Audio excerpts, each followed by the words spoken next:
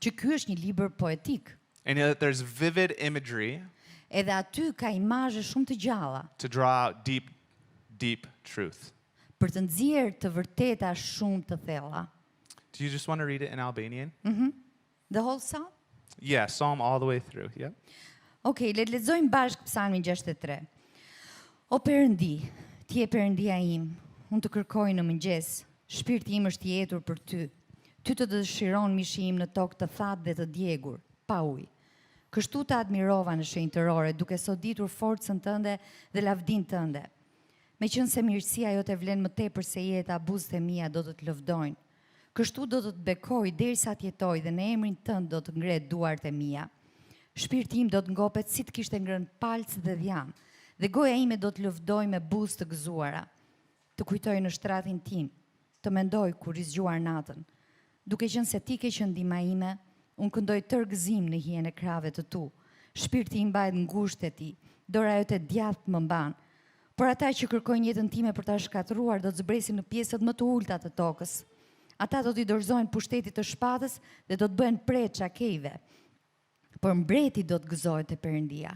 Kushdo që betohet për të do të përlëvdohet, sepse goja e gënjeshtrave do detyrohet të mbyllet. The context of this Psalms Konteksti, ajo që po ndodh në këtë psalm, is when King David is chased out of his kingdom by his son. është kur mbreti David përzihet nga mbretëria e vet, nga djali i tij. He's pushed out by the manipulation and the trickery of his son. Ai është larguar, është tyr jashtë mbretërisë nga manipulimet edhe intrigat e djalit të tij. And while that's happening, while he's in the desert, his son is doing incredibly horrific things back home.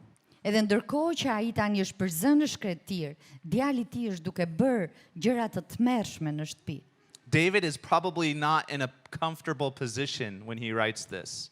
Me shumë gjasa, Davidi nuk është në një gjendje të rehatshme kur e shkruan këtë. He's probably not waking up refreshed and excited to face the next day.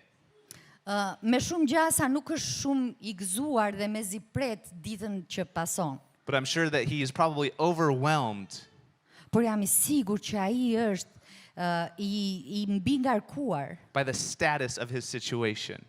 Emocionalisht nga gjendja e tij.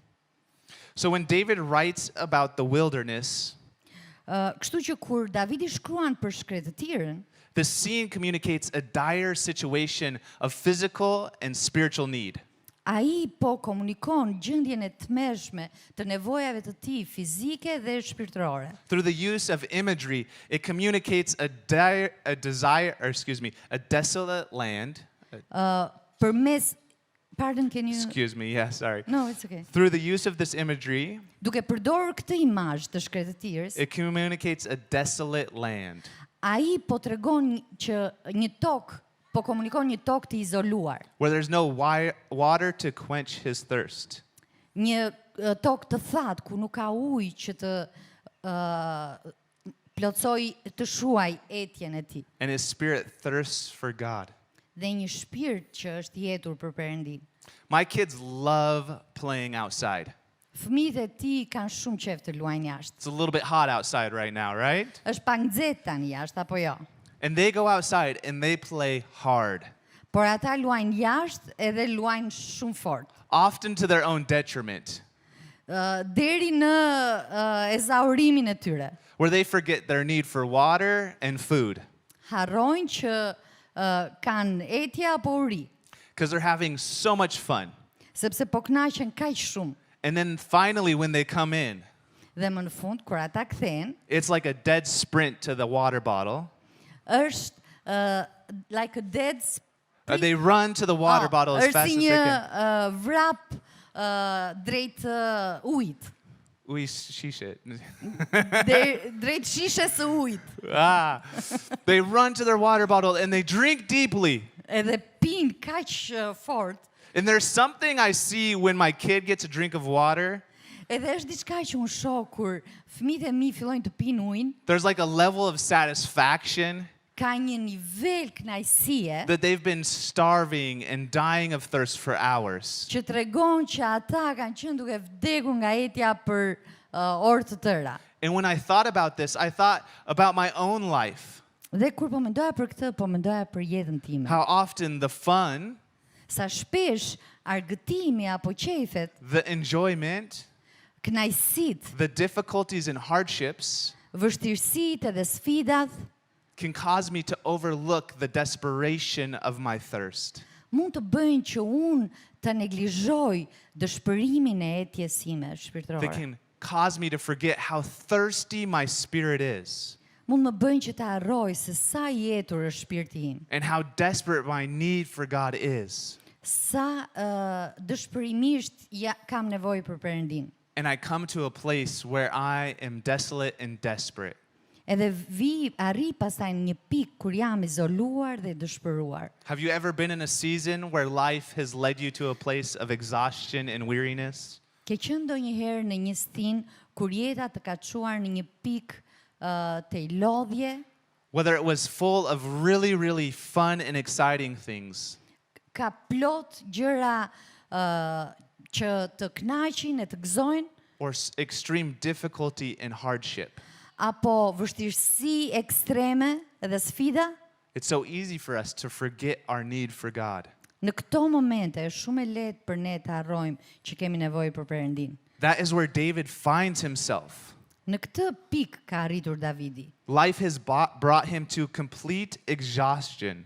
Jeta e ka ezauruar komplet. He's physically and spiritually worn out.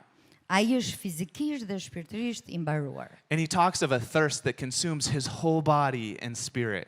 Edhe ai flet për një etje që i konsumon gjithë trupin edhe gjithë shpirtin. So how does he respond in this moment? Si përgjigjet Davidi në një moment si ky? Does he complain and point his finger at God? A ankohet edhe i drejton gishtin Perëndis? Does he get angry and he says, "What have you done to me, God? I've served you." A i natoset edhe thot ç'a më bëre kështu Zot? Unë të kam shërbyer ty. No, he testifies to himself. Jo, ai dëshmon vetes. I have seen you in your sanctuary and gazed upon your power and glory. Unë të admirova ty në shenjtërore dhe kam soditur forcën dhe lavdin tënde. He confesses, "Your unfailing love is better than life itself." Ai rrëfen, mirësia jote vlen më tepër se vetë jeta. He gives praises. "How I praise you as long as I live." Ai e lavdron, thot buzët e mia do të të lëvdojnë sa jetë të kenë. He declares, "You've satisfied me more than the richest feast." Ai thot, ti më ngop mua më shumë se sa festa më e madhe. Shpirti im do të ngopet sikur të kishte ngrënë palc dhe dhjam. He knows the goodness and the glory and the power of God. Ai e di, e njeh mirësinë, lavdinë dhe fuqinë e Perëndisë. And he reminds himself in this moment, Dhe kujton veten e vet në këtë moment. "God, you are still my provision. Perëndi, ti je akoma siguruesi im. You're my provision when I'm inside of the castle, Ti je ai që siguron për mua kur jam brenda kështjellës, protected by my army.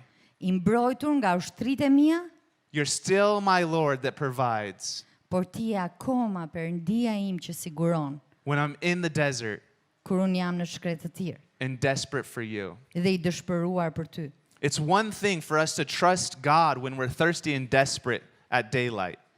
Është një gjë tjetër ti besojmë Perëndis kur jemi të uritur edhe të etur në dritën e diellit. Surrounded by things to do and people to see. Në kuptimin që kemi gjëra edhe njerëz përreth nesh, It's another thing at midnight when everyone else is asleep. por është një gjë tjetër kur ndihemi kështu në mesnatë, And kur të it's gjithë just flen. and it's just you and your thoughts. Je vetëm ti dhe mendimet